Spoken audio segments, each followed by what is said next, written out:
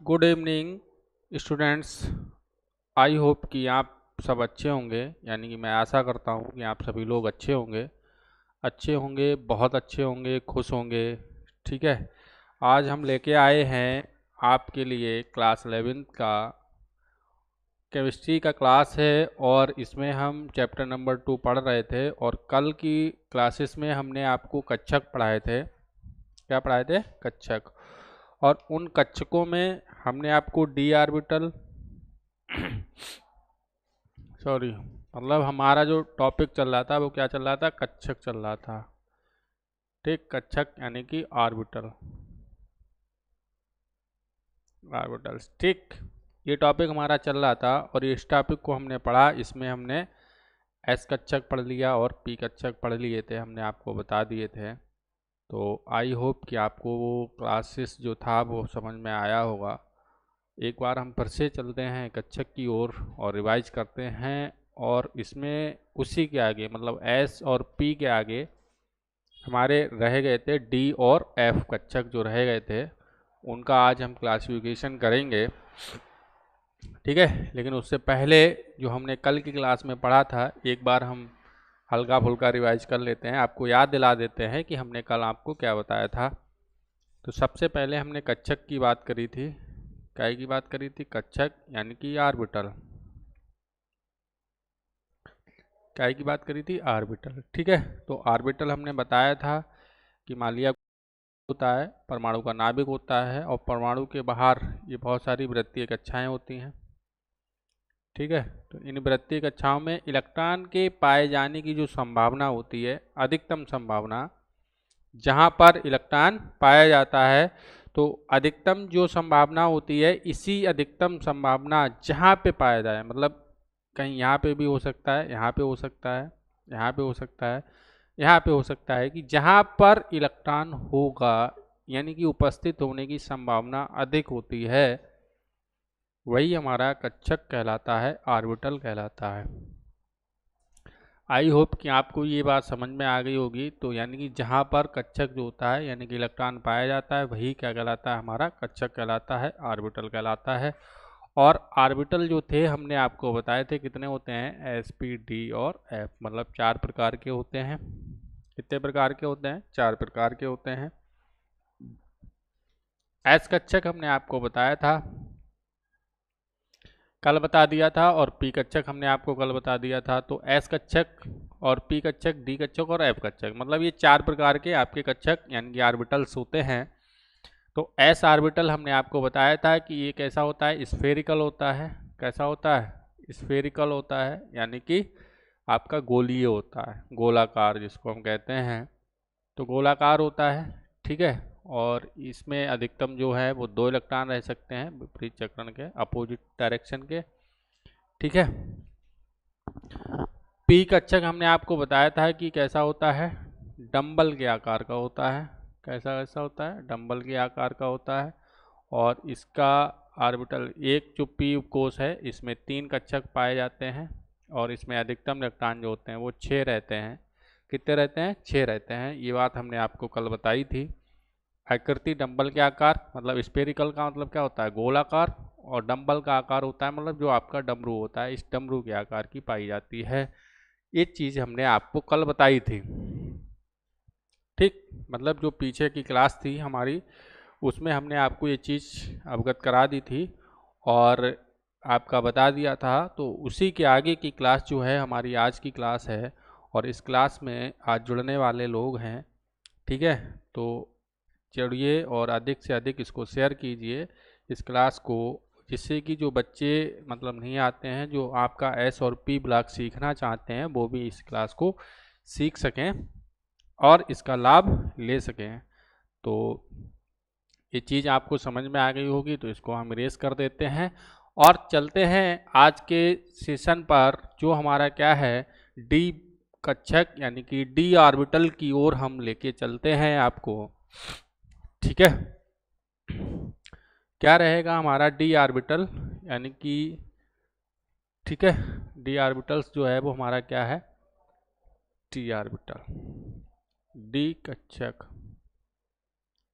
ठीक,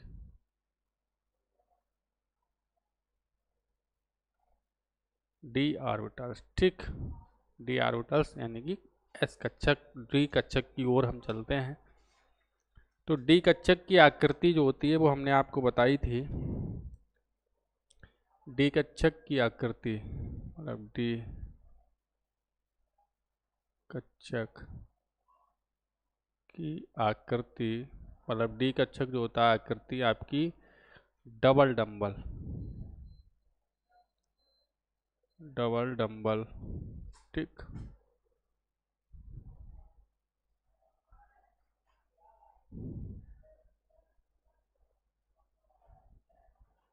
double dumbbell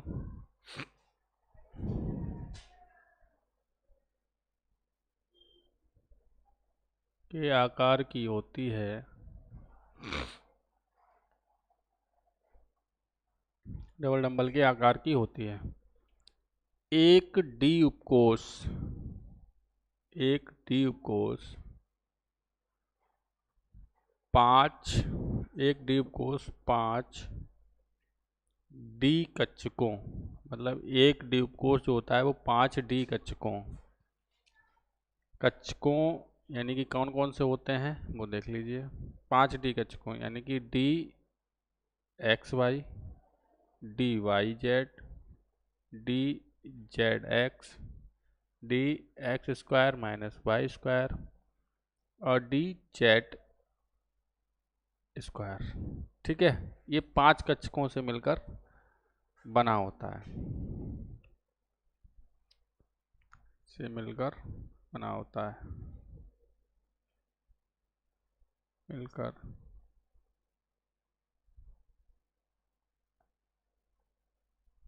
बना होता है। ठीक है, एक डी कक्षक की आकृति डंबल के आकार की होती है। कैसी होती है? डंबल के आकार की होती है।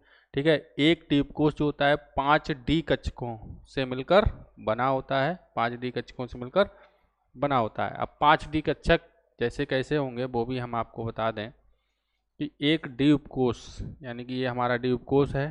ठीक है, इसमें कौन कौन से ऑर्बिटल होंगे? 5 ऑर्बिटल होते हैं। ठीक, ये ऑर्बिटल्स का जो साइज रहेगा वो बराबर रहेगा। ठीक है, बराबर होते हैं यानी कि हमारा क्या हो जाएगा? D x y, d y z, d z x, ठीक है, और d x square minus y square और डी आपका जेड स्क्वायर। ठीक है, इनमें रहेगा और इनमें अधिकतम हम कितने इलेक्ट्रॉन भर सकते हैं? एक ऑर्बिटल के अंदर 2 इलेक्ट्रॉन भरते हैं, तो अधिकतम इलेक्ट्रॉनों की संख्या जो रहेगी वो हमारी कितनी होती है? 6 होती है। कितनी होती है? सॉरी 10, क्योंकि इसमें 5 ऑर्बिटल्स होते हैं और एक में 2 इलेक्ट्रॉन भरते हैं, तो कितने हो गए हमारे? 10। टोटल हम 10 इलेक्ट्रॉन मतलब अधिकतम इलेक्ट्रॉनों की संख्या आपकी 10 हो सकती है।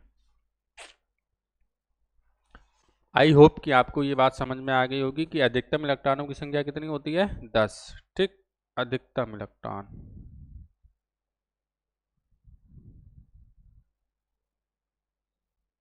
अधिकतम इलेक्ट्रॉन कितने हो सकते हैं आपके? 10। ठीक, आई होप कि आपको ये बात समझ में आ गई होगी। इसके बाद हम आकृति की बात करते हैं। तो आकृति डंबल का मतलब क्या होगा? जैसे हम इस बात की करें, ये एक्स एक्स पहले हमारा क्या है? एक्स वाई है, तो मान लिया वाई एच हो जाएगा और ये हमारा एक्स एच हो जाएगा। ठीक है, तो आकृति कहाँ होगी हमारी? डंबल के आकार की होती है। एक ये हो जाएगा, दूसरा ये हो जाएगा, तीसरा ये हो जाएगा। ठीक है, तो डंबल के आकार की आकृति होती है, तो ये हमारा क्या है? एक्स वाई, मतलब डी जो है एक्स वाई हो जाएगा। दूसरा क्या है?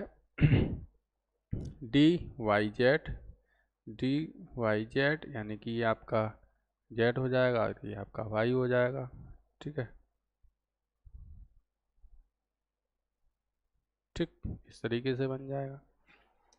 तीसरा आपका जेड एक्स होता है, तो ये एक्स एच, ये जेड एक्स और यहाँ पे हो जाएगा आपका।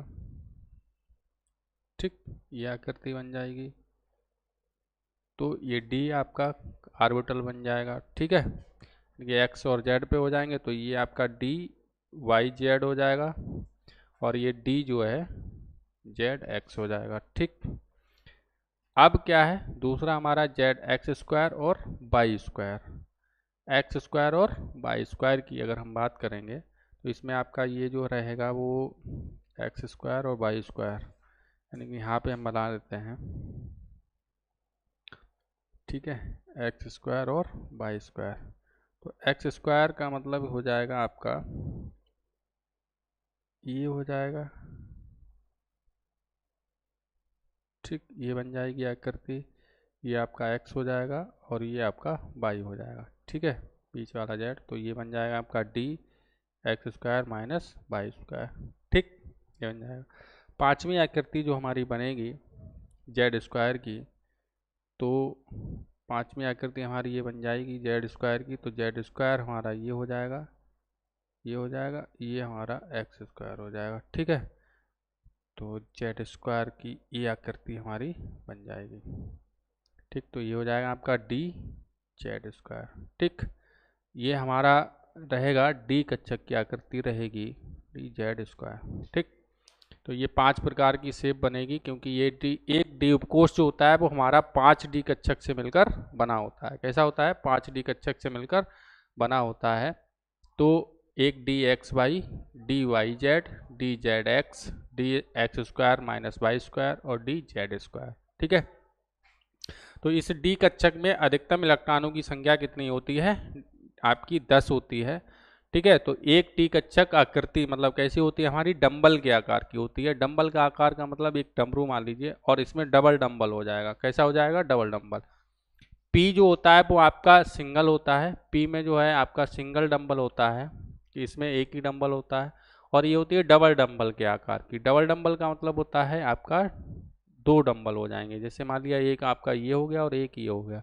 तो डबल डंबल के आकार की अगर होती हैं तो उसे हम कहते हैं डी ऑर्बिटल, ठीक है, डी ऑर्बिटल्स होते हैं। तो ये आपका डी ऑर्बिटल्स जो है आपको समझ में आ गया होगा, बहुत अच्छी तरीके से आप समझ लीजिए क्या है कि डी आकृति क्या मतलब, जो डी कक्षक होता है उसकी आकृति डंबल मतलब डबल डंबल के आकार की होती है।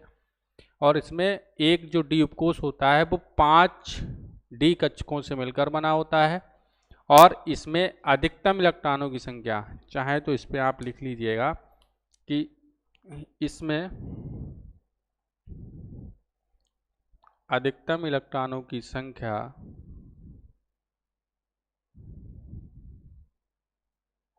अधिकतम इलेक्ट्रॉनों की संख्या 10 होती है, 10 हो सकती है, ठीक, मतलब 10 से अधिक नहीं हो सकते हैं, 10 हो सकते हैं, ठीक है। बाकी तो हम कैसे नंबर भरेंगे वो हम क्वांटम नंबर आगे जो पढ़ाएंगे उसमें हम आपको बताएंगे। तो आई होप कि आपको ये बात बहुत अच्छी तरीके से समझ में आ गई होगी, डी कक्षक। इसके बाद हम चलते हैं आपके एफ कक्षक की ओर।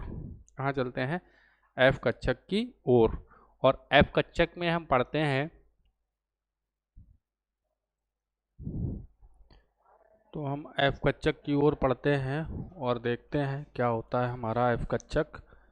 इसको हम रेस कर लेते हैं।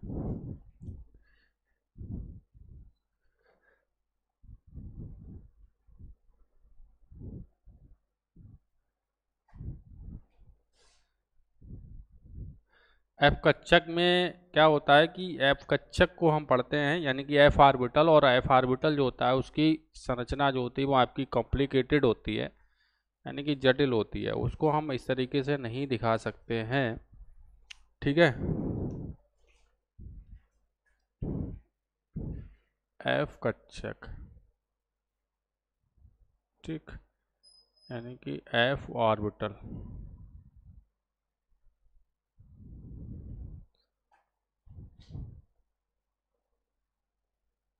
एफ ऑर्बिटल्स, ठीक, ये होती है।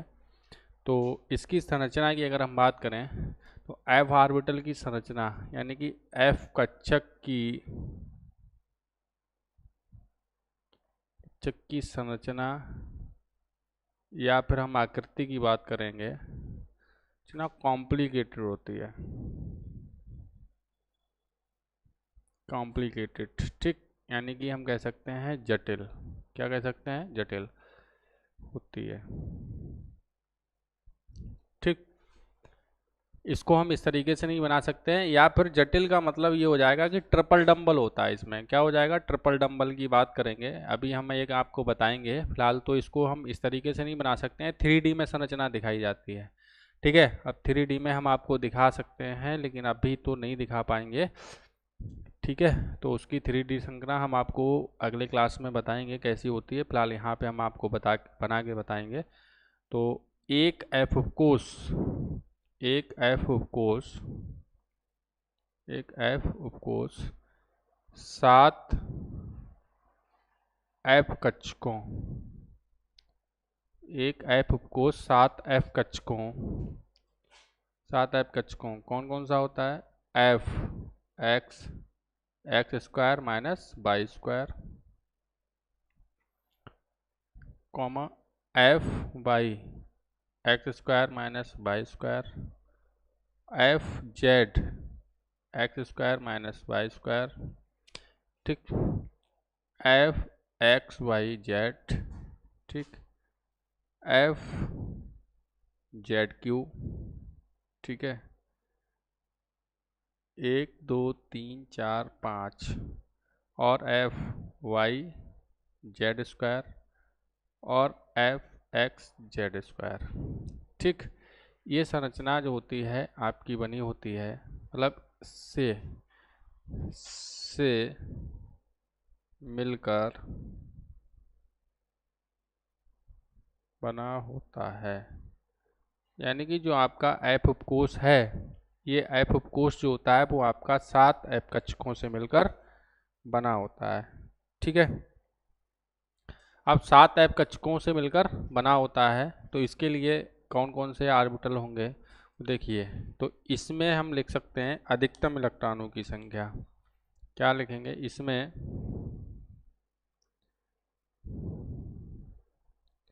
अधिकतम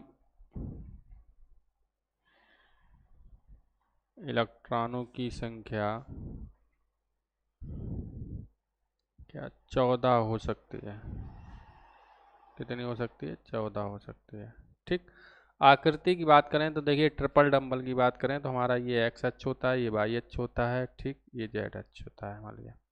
तो ट्रिपल डंबल की बात करें, एक तो डंबल ये हो गया, दूसरा डंबल ये हो गया, तीसरा डंबल ये हो जाएगा आपका। इस तरीके से संरचना जटिल होती है, वो आपको 3D में देखने को मिलेगी। अब 3D अभी हम आपको नहीं दिखा सकते हैं क्योंकि हमारे पास सिस्टम 3D वाला नहीं है, लेकिन आगे हम आपको बता देंगे। तो डी उपकोष जो होता है वो आपके उसमें अधिकतम इलेक्ट्रॉनों की संख्या जो होती है वो कितनी होती है, 14 होती है। यानी कि एफ उपकोष जो होता है वो 7 एफ कक्षकों से मिलकर बना होता है। कितने, 7 एफ कक्षकों से मिलकर बना होता है। 1 2 3 4 5 6, 1 2 3 4 5 6 7, ठीक हो गए। तो 7 कक्षकों से मिलकर बना होता है। कौन कौन से होते हैं, यानी कि ए होता है आपका x square minus y square, दूसरा होता है, सॉरी एफ होगा यहाँ पे, और दूसरा होता है f y x square minus y square, f z x square minus y square, f x y z, और एफ जेड क्यू, और एफ वाई जेड स्क्वायर, और एफ है यहाँ पे डी बना रहे हैं, एफ है, ठीक, एफ आपका एक्स जेड स्क्वायर, ठीक, ये है। और एक ऑर्बिटल में हम अधिकतम इलेक्ट्रॉनों की संख्या कितनी रखते हैं, 2, तो आपके 2 इलेक्ट्रॉन इसमें भरे जाएंगे एक ऑर्बिटल के अंदर। तो 7 ऑर्बिटल हैं और 7 में टोटल कितने हो गए, 14 इलेक्ट्रॉन। तो एफ उपकोष में अधिकतम इलेक्ट्रॉनों की संख्या कितनी हो सकती है, 14, ठीक, 14 इलेक्ट्रॉन आपके हो सकते हैं। आई होप कि आपको ये बात समझ में आ गई होगी। ठीक है, यानी कि हमारा जो एफ कक्षक है, एफ कक्षक की संरचना कॉम्प्लिकेटेड होती है, यानी कि जटिल होती है, और एक एफ उपकोष जो होता है वो 7 एफ कक्षकों से मिलकर बना होता है, और वो 7 एफ कक्षक कौन से होते हैं? एफ एक्स यानी कि f x into x square y square, f y into x square y square, f z x square y square, f x y, f z q, f y z square और f x z square. ये total 7 कक्षक होते हैं, और 7 कक्षकों में अधिकतम इलेक्ट्रॉनों की जो संख्या होती है वो आपकी 14 हो सकती है। क्यों हो सकती है? क्योंकि एक ऑर्बिटल के अंदर अधिकतम 2 ही इलेक्ट्रॉन रह सकते हैं, वो भी विपरीत चक्रण के।